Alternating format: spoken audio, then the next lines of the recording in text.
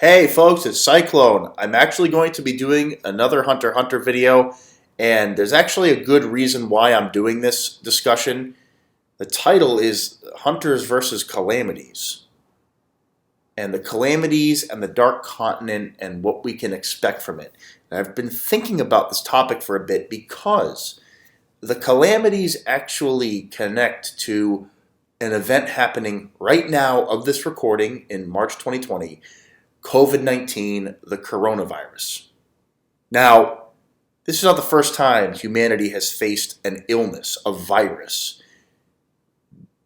We've had SARS, Ebola, we've had West Nile and swine flu, and we've had the bubonic plague. The point I am trying to make here is that the calamities are not defeatable. They can't be. At least right now, with what we've seen, the powers of Nen that have been demonstrated, they don't apply to this idea that the calamities are basically plagues. They are biologic weapons that you can't stop. They're viral. Look at Nanika. Look at I.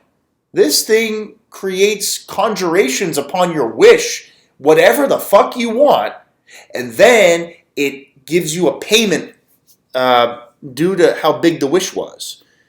And again, this is almost like the ideas of Nen on steroids. Like you get and you give, but it's almost limitless. We don't know what the limits are, but it's crazy what it can do. And then it goes as far as to like kill all of your friends and every of their friends, like a plague. Again, it's contagion. It's viral. It's a disease. These calamities are natural killers. And like in today's world, what's the most powerful force on this planet? It is not war. It's disease. Microscopic organisms. Microscopic damage. Cancers. These are the most powerful forces on the planet. Things you can't see. The calamities in Hunter x Hunter work in a similar idea. These are natural phenomena that you can't fight with any brute strength or any special ability. It's just beyond that. Now, because that connection came ahead, I thought this would be a great topic just with the news. And now these hunters are going into an unknown world. And how could they fight such a force? How could hunters fight the coronavirus with Nen or the bubonic plague or whatever it is, right? The Dark Continent has to be where Nen originated from because we see that the calamities came from there. We see that the chimera ants, these beings that can learn Nen in minutes and develop abilities in days, that's where it came from. They're naturally connected to Nen because that's where Nen is from. Like breathing air, Nen is everywhere on the Dark Continent. So all of the life forms are saturated in Nen, no doubt. But the calamities are the epitome of the Nen styles. We call them categories, but in my opinion, this is like how the ultimate evolution of the Nen categories and the specializations of Nen are the calamities. And that's what the Dark Continent created through evolution. And I think that Togashi is going to go the natural route and tell us that the Dark Continent created these crazy calamities, these powers through thousands of years of evolution, natural phenomena taking place. And the Nen grew because of evolution. And that's why we have these hyper-specialized forms of Nen that can do crazy things, like zombification and wish granting, and these abilities that make no sense to the average hunter, right? Even Saridne, who can look at past time. It's a great ability, but it's very specialized. He can't stop a disease if he's infected. He could see his death. He certainly could. But the point remains, these abilities are crazy. Now, how could hunters hope to stand to these powers. Hellbell and Breon and how could they take on these supernatural? Call them supernatural Nen. Supernatural Nen is beyond the ideas of Nen itself. For all we know, the raw form of Nen, the God Nen, so to speak, the one I'm thinking of, is what Don Freaks has found. There has to be a source of Nen that supersedes even the Calamities. The birth of Nen. Basically, think of a world tree at the middle of the Dark Continent, and all of the original Nen that was ever grown and ever produced is in that world tree, and it's 5 miles tall, or whatever. That Nen is so powerful that it has no conditions and can do whatever you want it to do. Think of it literally like or Nanika, without conditions. Wish for whatever you want. Create whatever you want. Produce whatever ability you want, and there are no conditions. To me, that's ultimate Nen. Nen without restrictions. And to me, it makes logical sense in the story that Nen has to be at the center of it all, the Dark Continent, where every hunter wants to go, every hunter needs to get to. Dawn Freaks is our only hint that it is something like that you can bypass aging, you can bypass disease. Dawn Freaks, if he's still alive, has been there for over 100 years. He's been writing his book, traveling the land, and surviving there on some absurdly powerful energy. Something this guy ate, or he's been training with, whatever, has made him able to live there and study it. And it has to be God Nen. And you can call it whatever you want, but to me, there has to be a Nen we've never seen.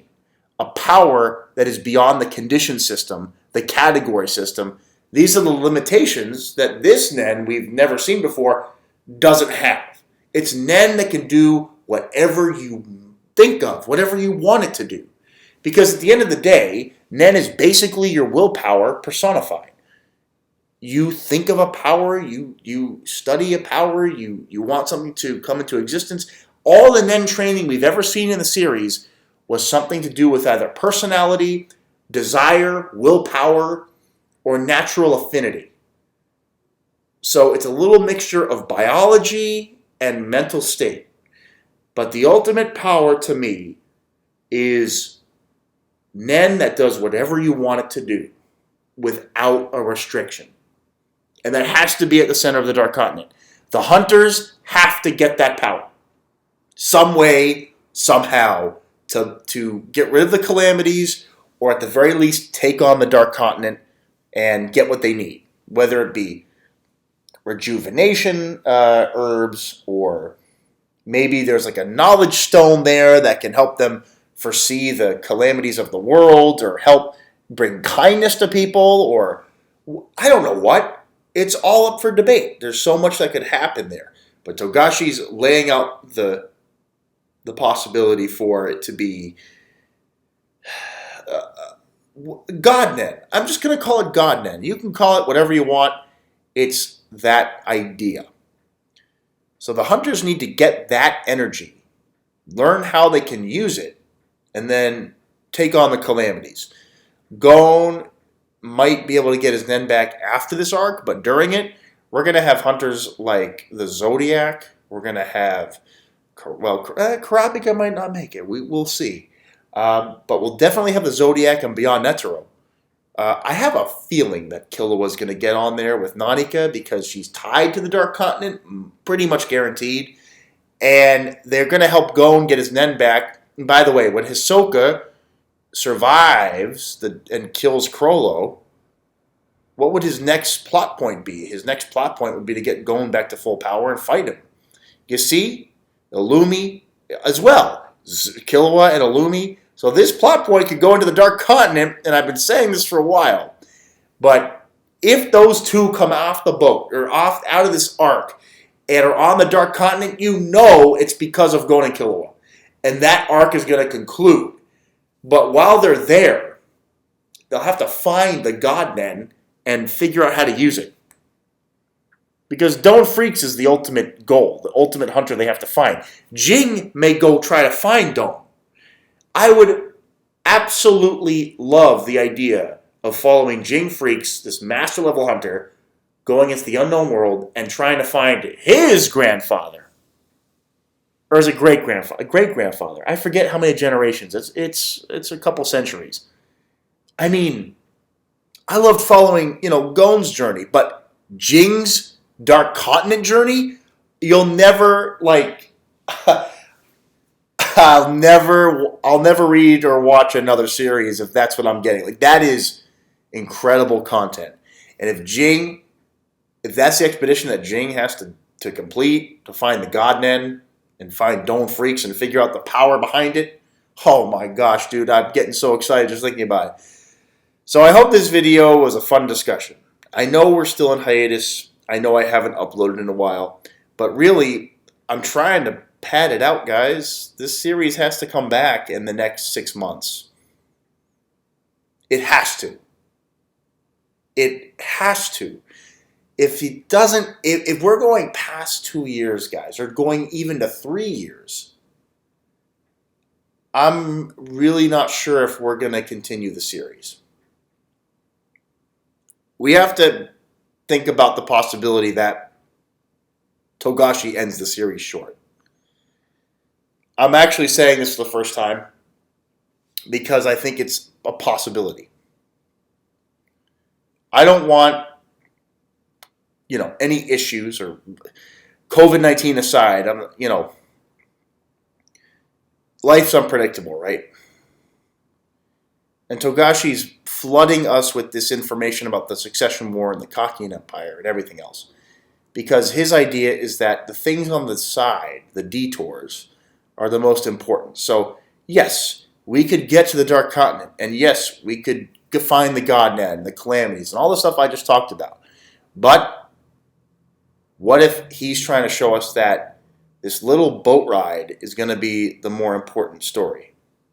And Kurapika is going to pass away in his vengeful acts to Emperor Time and avenging his clan, but dying, and that to have him end on a main character dying would be so tragic. And then you have the Phantom Troop and all that stuff. There's a possibility we never get to the Dark Continent. I'm just going to put that out there. Maybe his wife or another trusted storyteller will take over. Or it'll be movie format, 20 years from now, if it's still even a series. I don't want to go on this tangent, guys. But again, I haven't uploaded content in a while because there's not much to talk about. And I want to enjoy the little, periods here and there that I can. Give you guys something to watch or consume and enjoy. And every couple months, I'll try to upload something Hunter x Hunter related. This sort of open-ended discussion. And that's where I'm going to leave this entry. I hope the series comes back soon. I would love to resume live reactions for you guys. I have a blast doing weekly Hunter x Hunter. It's been a year and whatever, year and 3/4, a year and a half, year and 3/4. I need it back too, just as much as all of you. I love doing live reactions to this series. But anyway, that's besides the point. I'm going to cut the video here. I hope you thought that this was an interesting topic, and maybe you guys can come up with some ideas to discuss in the comments below. Until next time, guys, Cyclone signing off.